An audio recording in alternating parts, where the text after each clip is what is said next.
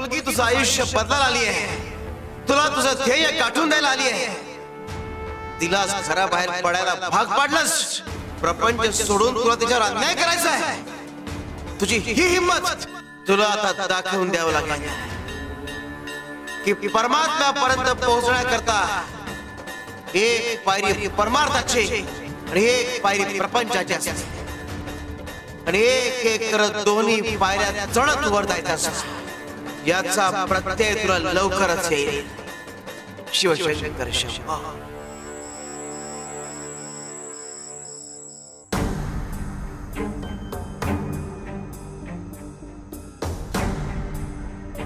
काय रे गोमुखा, पारायणाला बसलायस पण लक्ष नाहीये तुझं.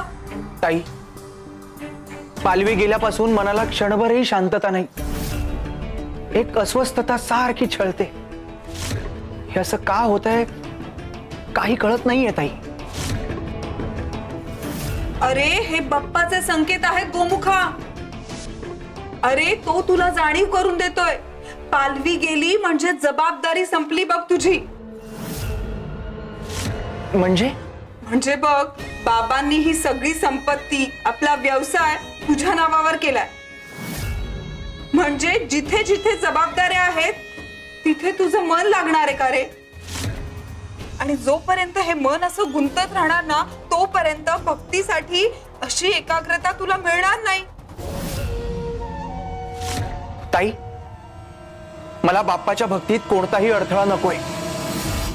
पण ताई, असाच जर अडथळा होणार असेल तर या संपत्तीवरचा हक्क सोडायला मी तयार आहे. मला फक्त बाप्पाची सेवा करायची. मला बाकी काही नकोय.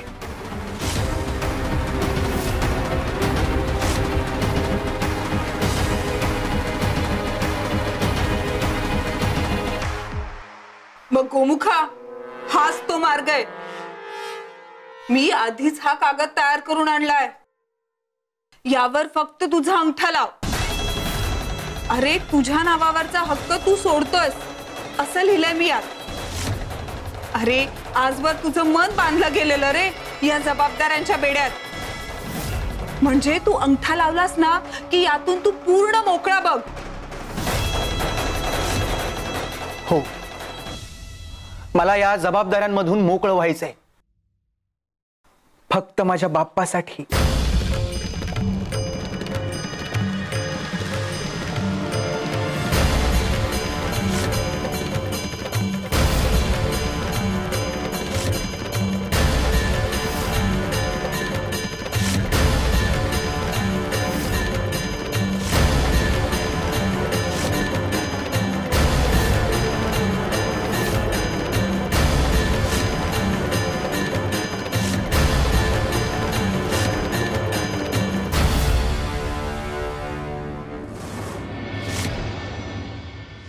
मी तुला या सगळ्या जबाबदाऱ्यांमधून मुक्त करतोय. म्हणजे मी तुझा त्याग करतोय. मला प्रपंचात पडायचंच नव्हतं, पण स्वामींनी भाग पाडलं मला. तुम्ही जर माझ्यावर जबरदस्ती केलीत ना तर मीच हे घर सोडून कायमचं निघून जाईल. अहो अहो, तुम्ही कुठेही नका जाऊ. हवं तर मीच हे घर सोडून जाईल. मामांजींचं, सासूबाईंचं मन मी जिंकू शकले, पण ह्यांचं मन जिंकले की नाही हेच कळत नाहीये. मी जेव्हा चक्कर येऊन पडले तेव्हा ह्यांनी माझी किती काळजी घेतली.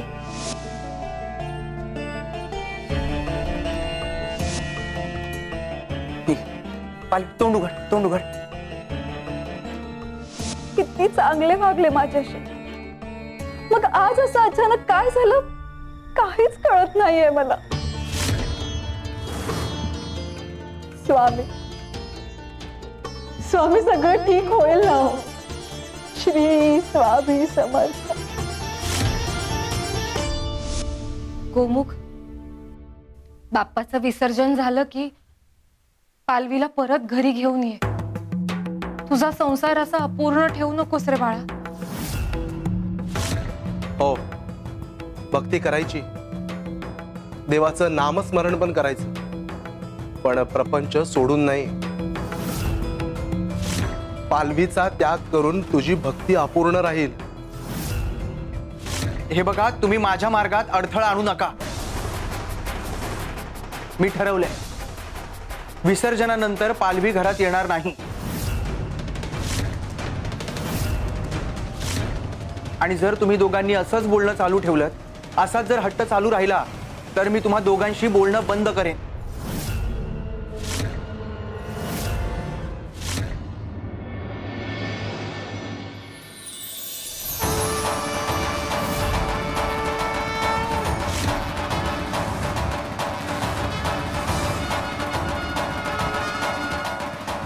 हे काय झालं?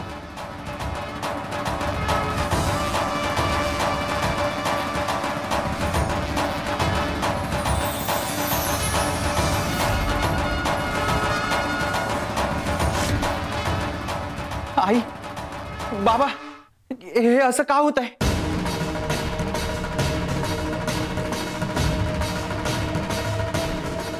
बाप्पा, कसला संकेत आहे हा?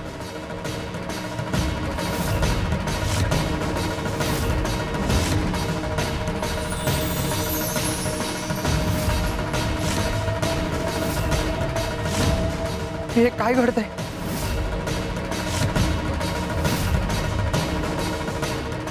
गणपती बाप्पा!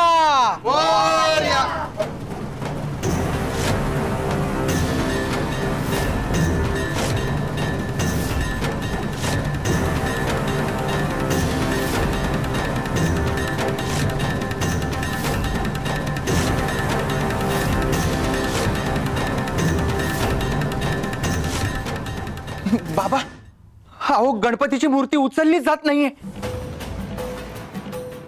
हे काय होतंय मामा?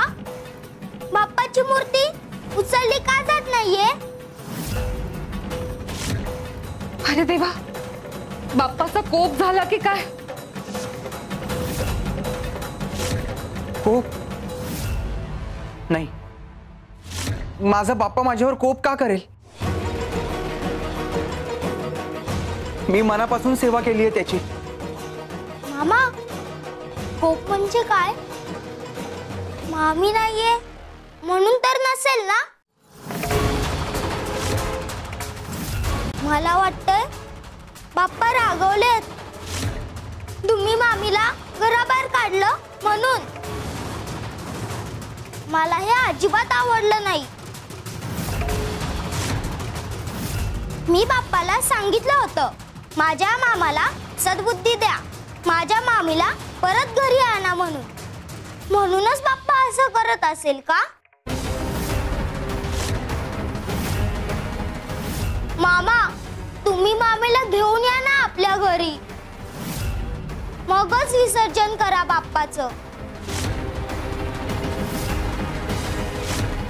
गोमुख, ऐक रे माझं, पालवीला घेऊन ये. नाही आई, मी पालवीला घेऊन येणार नाही. या गोष्टींचा त्याच्याशी काही संबंध नाही. माझ्याकडूनच सेवेत काहीतरी वर खाली झालं असेल.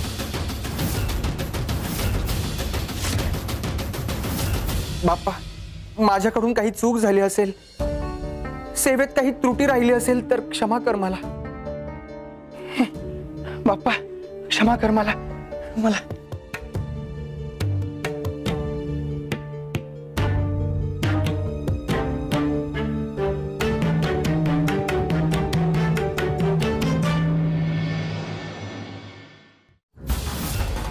हे काय होतंय? बाबा, अहो, उचलली जात नाहीये ती मूर्ती. गोमुखा, अरे बाप्पाच्या विसर्जनाच्या बाबतीत कोणतीही हायघाई चालणार नाही. आणि जर का तुला वाटत असेल ना की बाप्पाचं विसर्जन निर्विघ्नपणे पार पडावं, तर जा आणि पालवीला इथे घेऊन ये. अरे हाच बाप्पाचा स्पष्ट संकेत आहे. नाही, मी तिला घेऊन येणार नाही. आणि तुम्ही या दोन्ही गोष्टींचा संबंध जोडू नका. हा केवळ योगायोग आहे. तुम्ही सगळे चुकीचं आकलन करता आहात. मग आज गणपतीचं विसर्जन होणार नाही.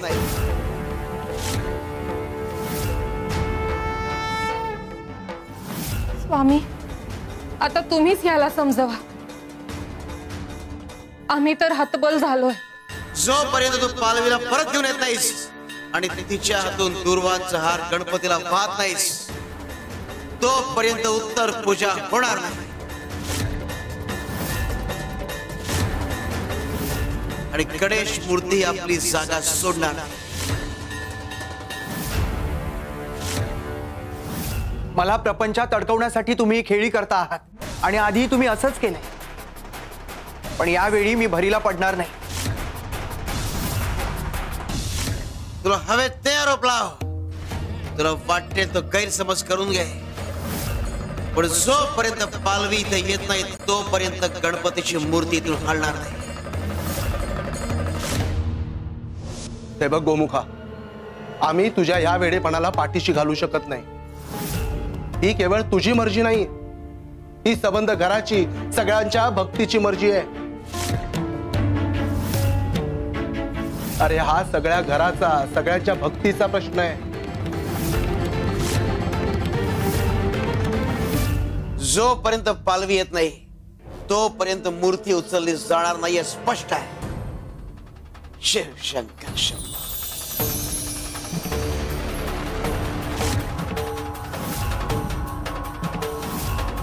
भागीरथी, हे बघ, तू काळजी करू नकोस. मी जातो आणि पालवीला इथे घेऊन येतो. बरं, आलोच मी.